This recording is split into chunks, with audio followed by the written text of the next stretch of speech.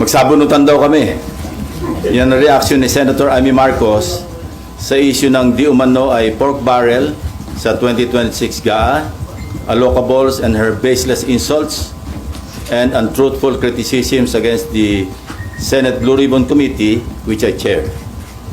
Either Senator Amy thought na piluka yung buhok ko or she was insinuating na bakla ako. Kaya siya naghamon ng sabunutan. On both counts, I say nothing can be farthest from the truth. Una, hindi po piluka ang aking buhok. Idugtong ko na rin na walang peke sa mukha ko. Hindi rin pustiso ang ngipin ko. My teeth are all mine. Ulitin ko, walang peke sa anumang bahagi ng aking mukha. Pangalawa, lalong hindi ako bakla.